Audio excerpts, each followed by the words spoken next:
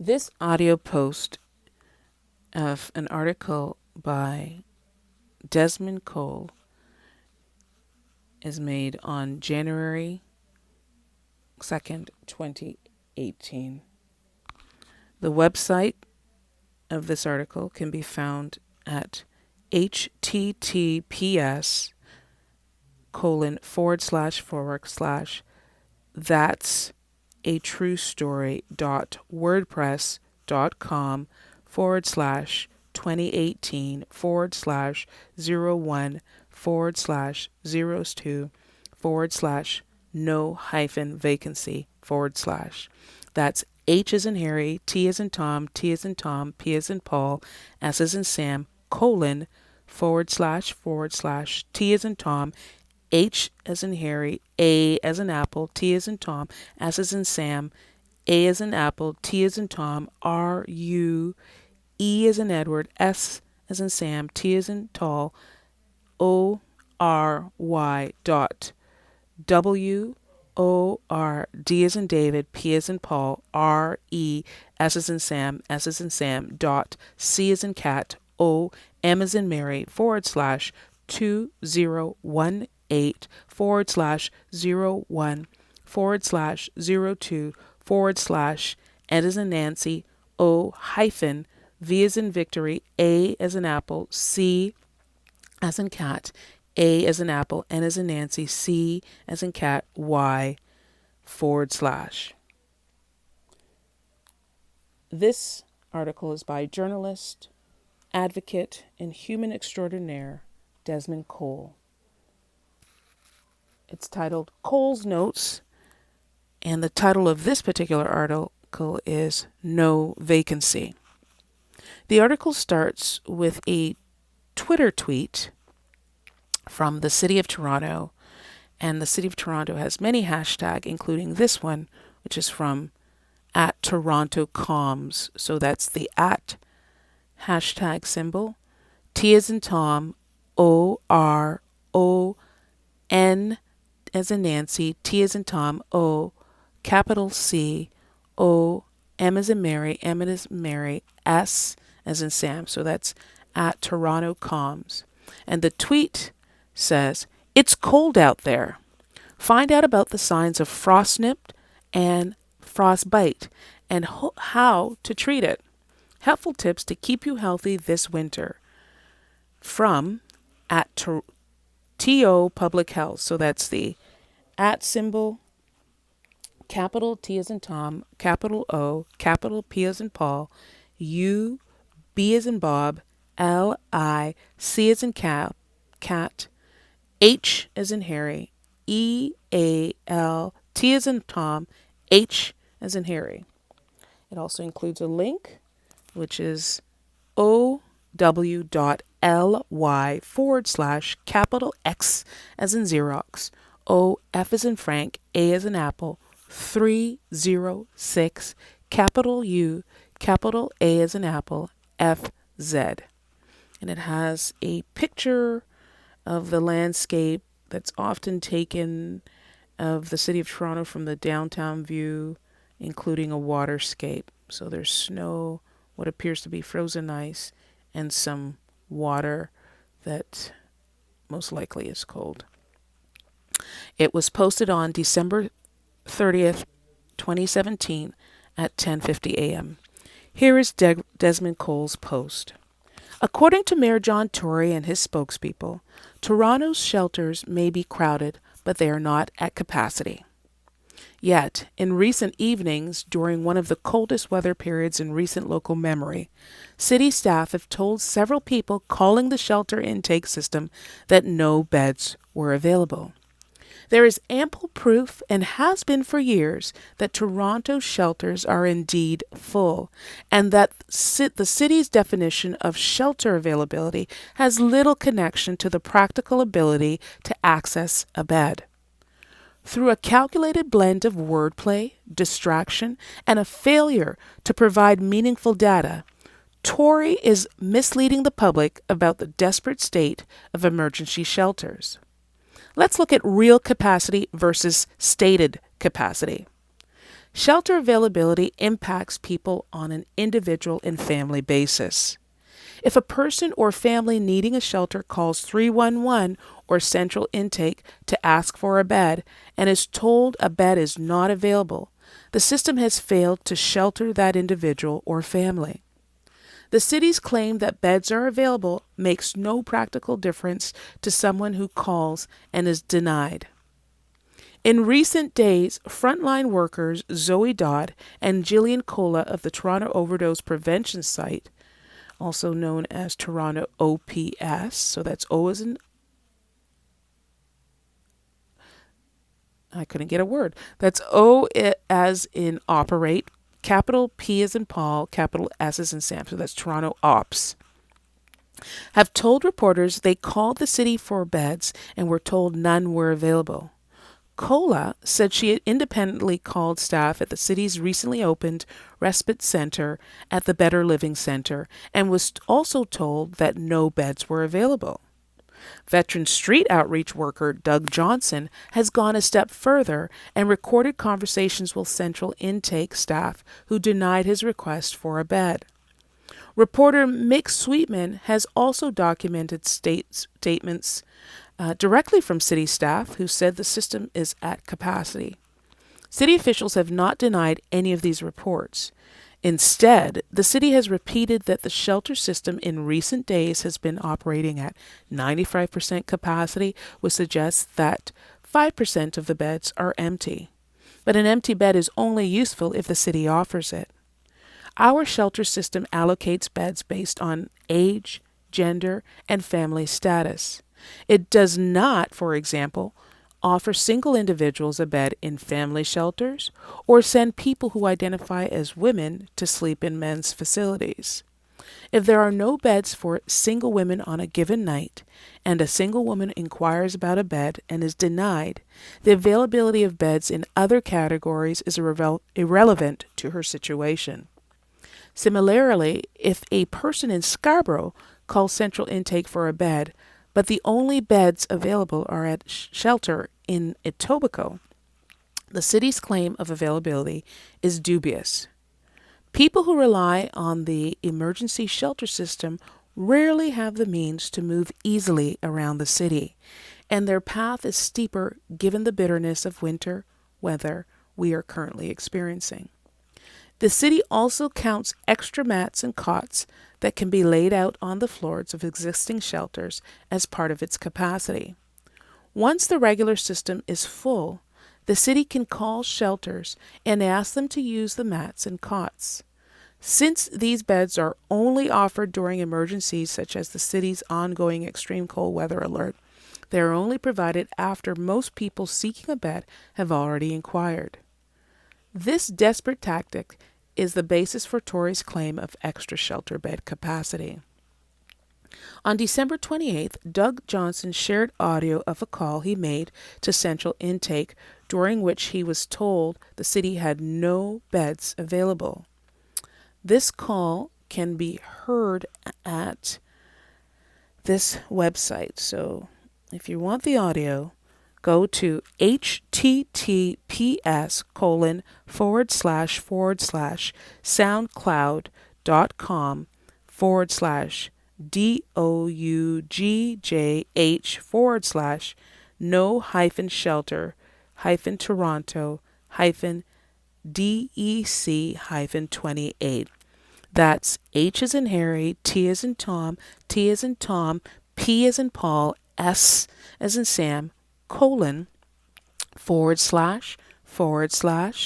S as in Sam, O, U, N as in Nancy, D as in David, C as in cat, L, O, U, D as in David, dot, C as in cat, O, M as in Mary, / D as in David, O, U, G as in Gary, J as in Jack, H as in Harry, / N as in Nancy, O, hyphen, S as in Sam, H, E, L, T as in Tom, E, R,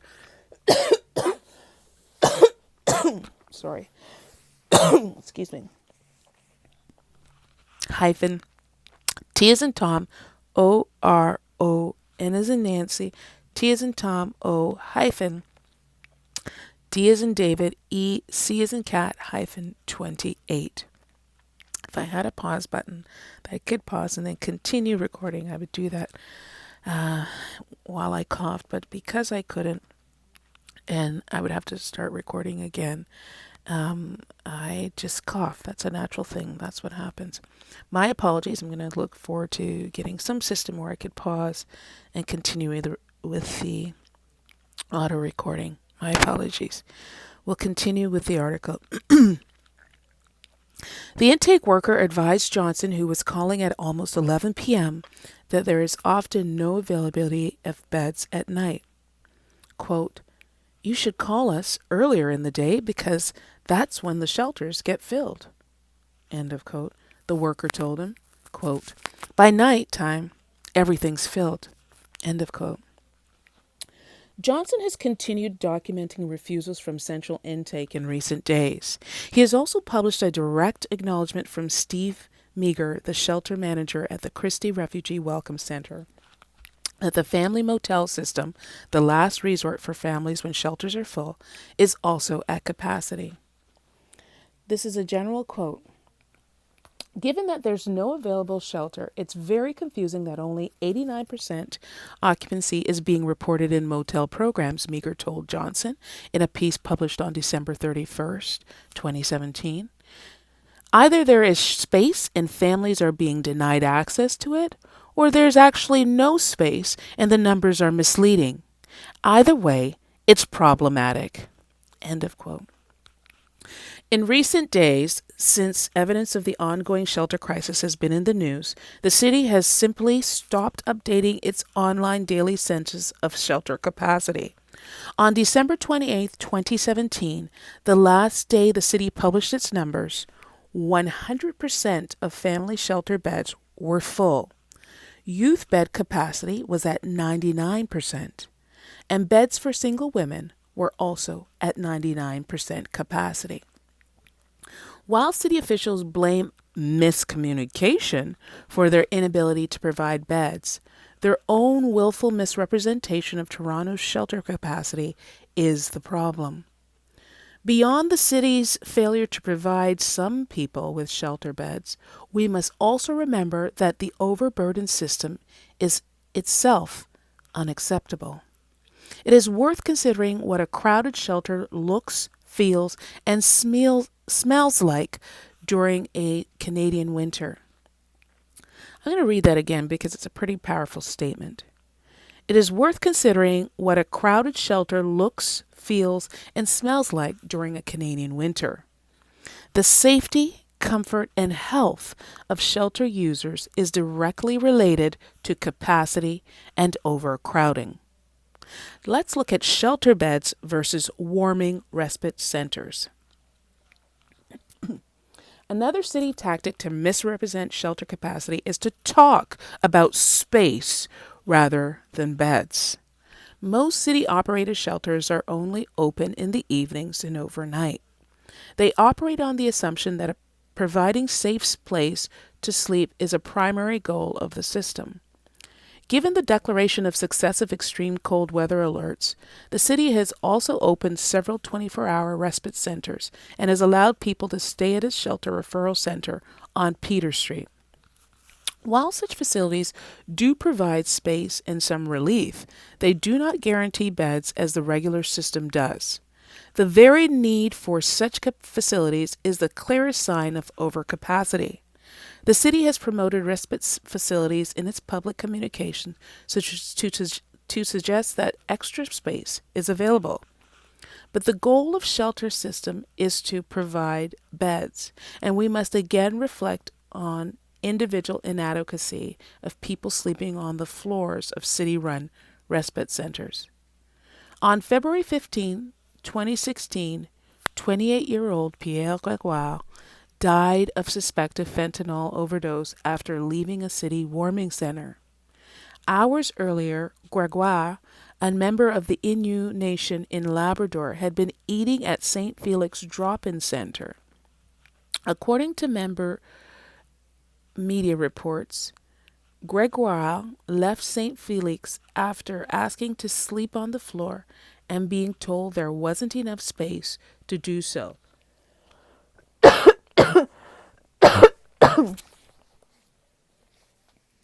Excuse me. City News reported that St. Felix was already 10 people over its capacity when Gregoire arrived. It is not a coincidence that overdose prevention workers in Moss Park, who have used their trailer as a makeshift warming facility in recent nights, are amongst the loudest voices condemning the lack of shelter access. Such workers are being forced to provide inadequate alternatives to shelter in light of the city's failures. Toronto's well-publicized opioid crisis is directly related to the city's overwhelmed shelter system. Let's look at Shelter at the Better Living Center, BLC for short, at Exhibition Place. After nearly 2 weeks of consecutive nights with temperatures below the freezing mark, the city announced on December 21st that it would convert part of the Better Living Center at Exhibition Place into a 24-hour shelter and respite facility. The city promised 20 beds immediately, with a plan to increase capacity to 100 beds in mid-January. Only 6 days later, on December 27th, Better Living Center worker Kelly Foss told CBC that the new shelter would soon reach its capacity due to increased demand from the cold weather. Foss also said the Better Living Center had increased its capacity to accommodate 50 people with beds the previous evening. After more complaints on December 28th about lack of access, City Councillor Joe Mihevik said that the Better Living Center now accommodated 100 beds and that only 50 had been used that previous evening. On December 30th, Toronto Opioid Prevention Shelter staffer Jillian Cullis, so again, that's Toronto OPS for short, and I want to make sure that I said it correctly, so I'm scrolling back up to make sure I quoted it correctly. Oh, sorry, it is Toronto Overdose Prevention Site. Excuse me. So the Toronto Overdose Prevention Site, I thought I was saying that wrong. Staffer Jillian Cola told media she called shelter intake to request beds for several clients, and that staff told her none were available. Cola said she also called Better Living Center directly and was told the facility was full. According to Cola, city staff on the phone did not refer her to Better Living Center. Given that Cola's request for beds happened at night during freezing temperatures, it's extremely likely that the city had already added all extra mats and cots into the system. Any beds added after Cola's call were irrelevant to the clients she was serving. The failure to offer beds to people at Toronto Opioid Prevention Site when they inquired is the issue, not the final bed count. Circumstances like these highlight the emptiness of the city's claims of excess shelter capacity. In a climate where shelter demand can absorb 100 extra spaces so quickly, the city's failure to immediately add more capacity is devastating. In previous years, Toronto has made use of military armories at Moss Park and Fort York to shelter a combined 300 people. Mayor Tory has repeatedly rejected the use of the armories for the current winter season. Let's look at the politics of increasing shelter space. Excuse me. In 2013, then Mayor Rob Ford was indignant about public demands to increase shelter capacity. Ford was blunt about his refusal to open more spaces. He considered it wasteful spending. At a press conference during a cold spell that March, excuse me. At a press conference during a cold spell that March, Ford proclaimed that we don't need more spaces. We have over 100 empty beds a night. We have to be efficient. You want to open up 500 empty beds? That's just a waste of taxpayers' money. End of quote.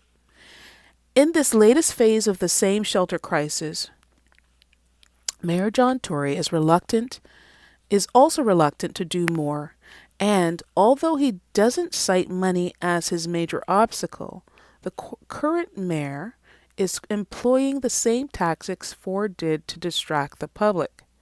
Just as Ford attempted to discredit the Ontario Coalition Against Poverty for its shelter advocacy, Mayor John Tory has also named OCAP, which is the Ontario Coalition Against Poverty, and singled out lifelong advocates like Kathy Crow in his refusals to open the armories. Here's a quote from Mayor John Tory. I just wonder why it is that the view of OCAP and Kathy Crow and some of these people are to be taken somehow as gospel. End of quote. Tory told CBC's Matt Galloway on the Metro Morning radio program in December. In early December, Mayor John Tory and 24 councillors voted against and defeated a plan to open the armories, choosing instead the respite centres and the Better Living Centre, which have quickly proven to be insufficient. Tory's biggest concerns with using the armories include the need to coordinate with military officials on site, as well as what he calls security arrangements between military personnel and the homeless. As for the money, Mayor John Tory said in the Metro Morning interview that it's not the major consideration, but there's a cost consideration. End of quote. The last time the Federal Department of National Defense allowed the city to use the armories, it charged $4,200 a day. Toronto's extreme cold weather alert continues. Last night's low temperature was minus 16 degrees Celsius. Tonight's expected low is minus 18 degrees Celsius. If Toronto does not have the money, staffing, or coordinating capacity to increase shelter access, now is the time to say so and to ask for help. Mayor John Tory's current stance is not only endangering the lives of those who can't access shelter, it is endangering and diminishing the lives of those forced to stay in the dangerously overcrowded system. And that is an article by journalist Desmond Cole on his blog spot, Cole's Notes. That blog address is https://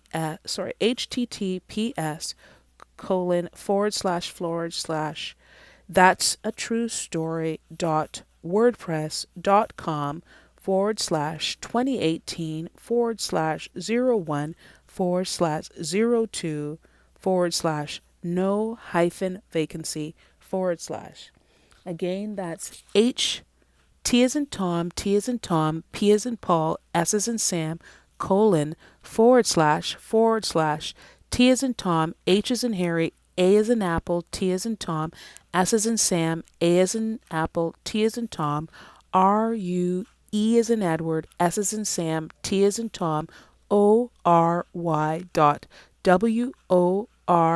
as in David, P as in Paul, RE, S as in Sam, S as in Sam, C as in cat, M as in Mary, / 2018 /01 /02 N as in Nancy, O hyphen V as in Victory, A as in Apple, C as in cat, A as in Apple, N as in Nancy, C as in cat, Y /